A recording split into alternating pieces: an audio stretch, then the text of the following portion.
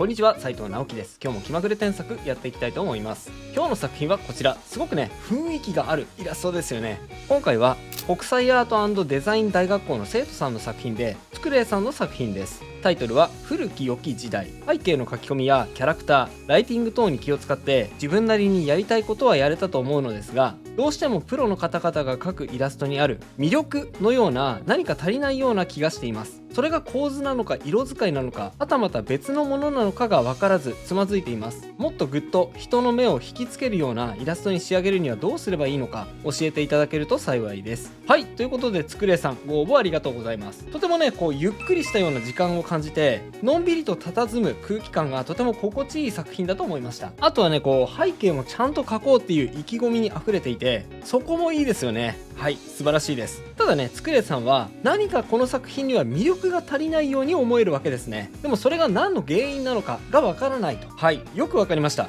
ですね、確かに僕もそう感じます。この作品にはあるべき魅力がちょっと足りないように感じています。ではなぜそう感じるのか、それはですねものすごく簡単な理由です。これですね一言で言うと、この辺の密度が足りないおかげで絵の周囲に意識が分散してしまっている、散らばってしまっているから、この絵の魅力が伝わらないわけなんですね。この赤で囲ったあたりってですね絵のメインスペースなので、ここに密度を持たせてぐっと注目を集めることで絵の魅力はアップするんですが、今ですねいろいろな理由でここに注目が集まっていません。だからこの絵には魅力が足りないように感じてしまう。でもね逆を言えば、別に新しい要素を足さなくてもですね、ここに意識を戻していきさえすればですね、自然と魅力あふれる絵に早変わりすると思いますよ、この絵。それで一発解決しますね。それだけ言われてもちょっとピンとこないと思うので、実際にどうやってこの部分に意識を集中させることができるのか実演していこうと思います。この動画を見ていただければ、なんか魅力が足りない問題を解決して、魅力あふれる絵を自分でもね自然に作れるようになると思います。ぜひ最後までお付き合いください。それでは早速いってみましょう。まずですね、一番ここのスペースに注目を集める効果の高い方法として、この絵の場合は背景の調整があると思います。まずはやってみましょうか。こうです。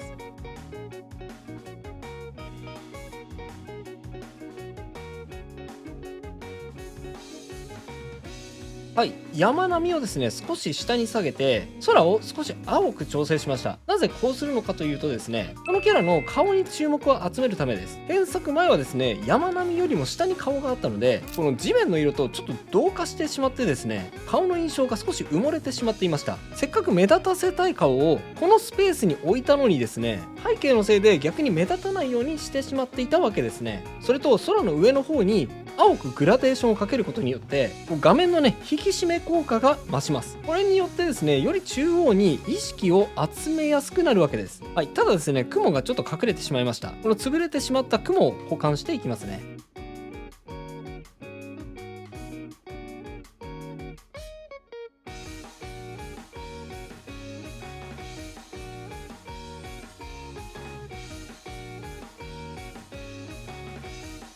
はい、こんな感じで変化しました。ここにもちょっと工夫があって、よく見ると画面上の方の雲はちょっと暗く、そして画面中央の雲は少し明るくしております。これですね2つの説明があって、物理的な説明だと暗い雲はより高度が低いから影になって暗くなっていて、で明るい雲は高度が高いから光が当たって明るいっていう説明ができますが、一方で絵作りとしての説明はですね、画面端の方にある雲は暗くして、で中央の雲を明るくすることによってこのスペースに注目を集めることができるんですね。そういう意味合いもあります。こういう細かいテクニックの積み重ねで注目を集めたい部分に視線を集めてくること、これを視線誘導と言います。視線誘導ってよく聞くけど一体何なのって思う人は多いと思いますが、まさにこれなんです。この動画を見ている人はこの視線誘導を実際に体感できると思うので、視線の変化に注目しながら見てみてくださいね。さらに視線を誘導していきますよ。こうします。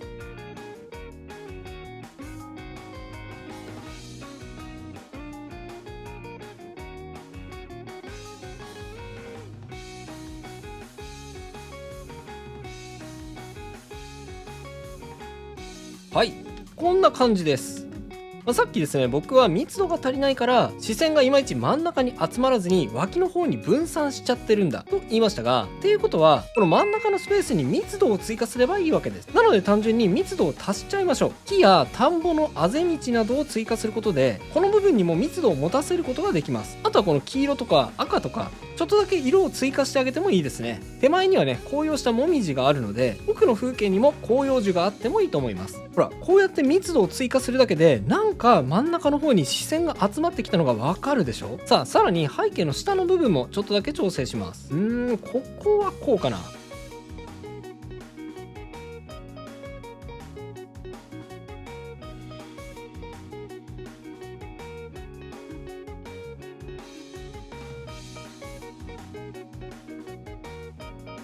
はい、ちょっと迷ったのですが、画面下の方の背景は少し明るくしてあげました。画面中央の方に意識を向けるのであれば、ここはですね、添削前のように暗くてもいいんですが、でもね、このイラストってキャラクターが高いところに登って秋風に吹かれている爽やかなイラストだと思うので、下の方をですねこんな風に暗くしてしまうとちょっとこう爽やかさが失われてしまうんですよね。なので下の方の背景は気持ち明るくして爽快感を演出してあげます。ただ画面真ん中の部分の明るさに比較するとやっぱり下の方が暗くしてあるので、爽やかさと同時に画面中央への視線誘導効果も同時に持たせているっていう結構ね高度なことをやっています。この辺のバランス感大事ですね。さて次は何をするのかっていうと、このね右上にいるカラカサお化け、少しね画面への入り方が微妙です。こうします。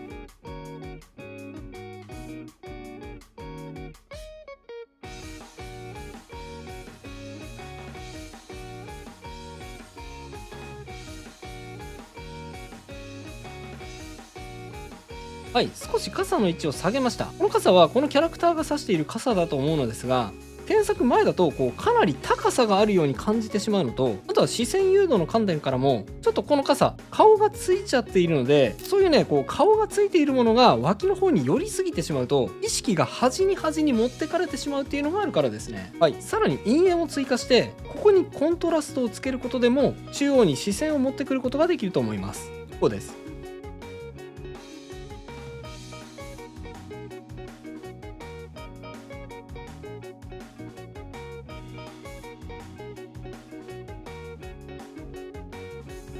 はい、もみじから落ちる影を追加しつつ、あと少し細かいですが、このね傘上部の白い模様を明るくすることで情報量をアップしました。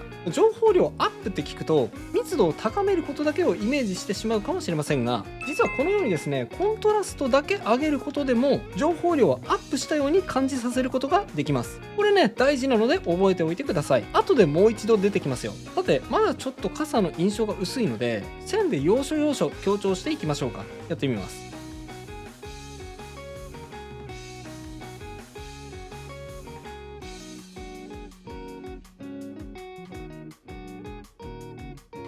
はい、こんな感じ。線を太くしたり濃くしたりしても情報量は増えますね。あとはこれはですね、ある意味逆のことをするんですが、情報量を少し間引きます。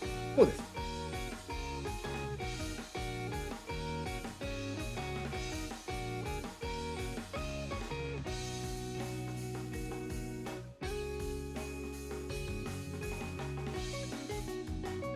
はい、あえて差が分かりやすいように少し大雑把に書きました。本当はねもうちょっと丁寧に書いてもいいと思います。でここに木の枝も書いていきますね。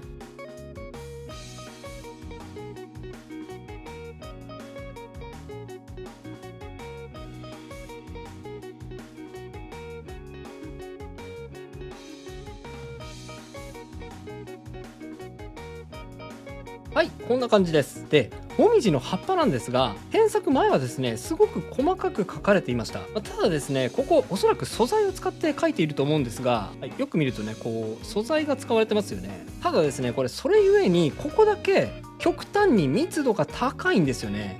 はい、密度が高いこと自体はいいことなんですが、ただ他と比べて密度が高いとどうしてもそこに注目を集めちゃいます。この密度が一番高い部分がこの画面端に来てしまっているので、それもあって視線がこう端に端に分散してしまっていたってことなんですね。はい、今言ったようにですね、視線誘導って2種類あります。視線を集めること、そしてもう一つは視線を集めないようにすること、分散することです。この2つをもって視線誘導なんですね。今僕がやった視線誘導は視線を集めるのではなくて、視線をここから分散させること、この画面端に不必要に視線を集めないようにすることなんです。素材を使うっていうことは全然悪いことではないんですが、今言ったことを忘れて素材を使ってしまうと視線を不必要に集めてしまいかねませんので、主役が目立たなくなるっていうことが起こりがちです。そこはね、注意しながら素材を使ってみてくださいね。さて、キャラクターの添削に移ります。キャラはね、そんなに直す部分がないです。ほとんど色だけで修正していきます。でもね、色をちょっと変更するだけでかなり印象が変わってくると思います。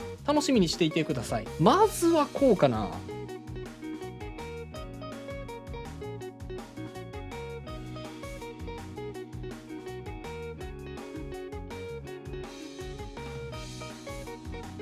はい、服の色のサイドを持ち上げて鮮やかにしてみました。色がくすんでいると背景に埋もれてしまう原因になるので、部分的に鮮やかにすると効果的だと思います。で、さっき言ったことを覚えてますでしょうか。コントラストを強めるだけでも情報量はアップするって言ったあれです。はい、今から魔法をお見せしますね。こうです。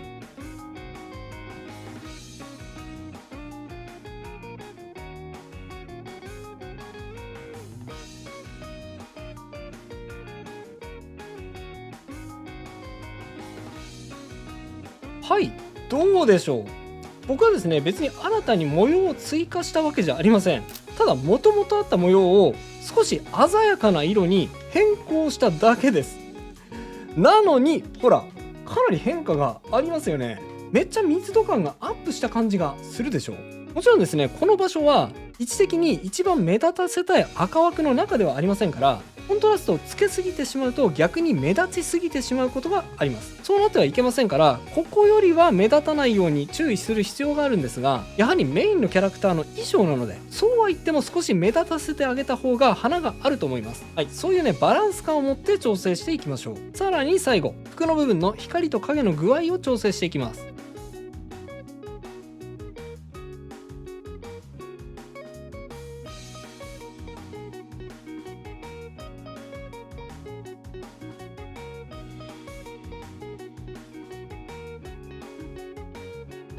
はい、こんな感じです。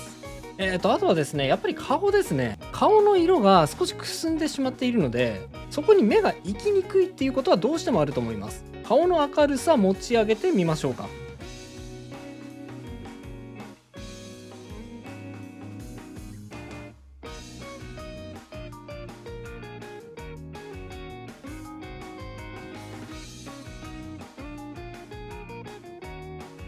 はい、こんな感じです。顔の色合いを変えただけでぐぐっと顔に目が行くようになりましたよね。はい、あとはですね、髪の毛の裏の色、これもちょっと鮮やかにしてあげてもいいかもしれません。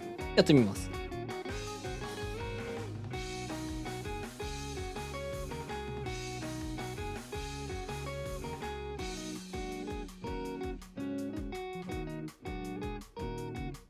はい、こんな感じです。あまり形は直さないと言いましたが、ここだけちょっと形を修正しました。少しね、風を感じるように横にたなびかせてみました。座っている動きがない絵でも、こうやって髪の毛の流れをつけてあげると動きが感じられるようになると思います。さあ、さらに髪の毛にツヤを描き入れることでも密度感がアップしますね。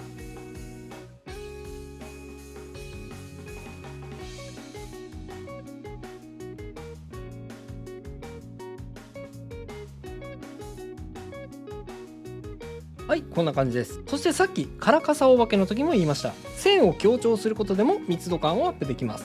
キャラについてもやってみましょう。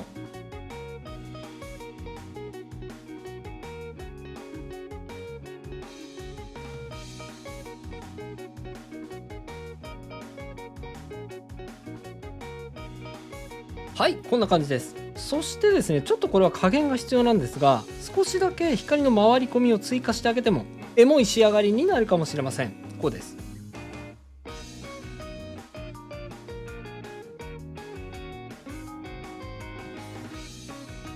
はい、オーバーレイレイヤーかハードライトレイヤーを追加して、オレンジ色でふわっと光の回り込みを追加してみました。あまりね強すぎるとまたキャラクターが潰れてしまって視線がねこう脇に逃げてしまうので、あくまでちょっとだけ演出効果として入れてあげます。で最後、これはもうやってもやらなくてもいい部分なんですが、猫又ちゃん、これね横の猫又ちゃんですね、この子を調整してあげますね。まずはこうかな。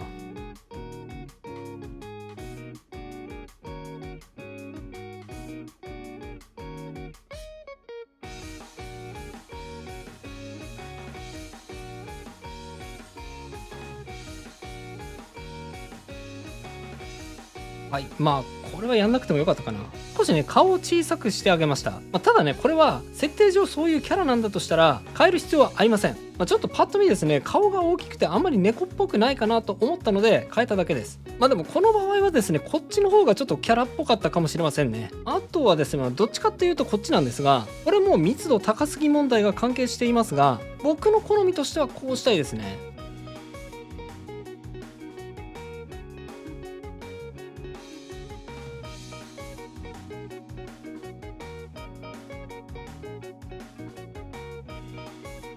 はい、猫股は尻尾が二股に分かれた妖怪だから猫股ですよね。この2つの尻尾の先端にある炎なんですが、ここもですねちょっと唐突に密度が高いですね。僕の感覚からするとこの絵で一番注目を集めたいのはさっきも言ったこの真ん中のあたりで、この猫股の尻尾はそこよりも見てほしい優先順位としては下がるので、もう少し密度を落としてあげるのがいいと思います。で最後仕上げです。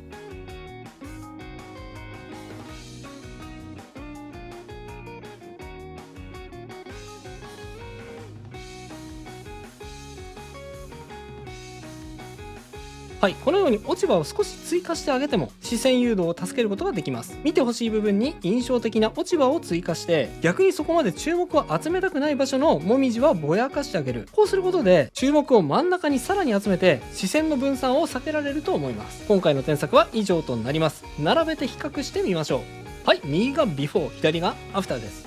こんな風に変化しました。いかがでしょうか。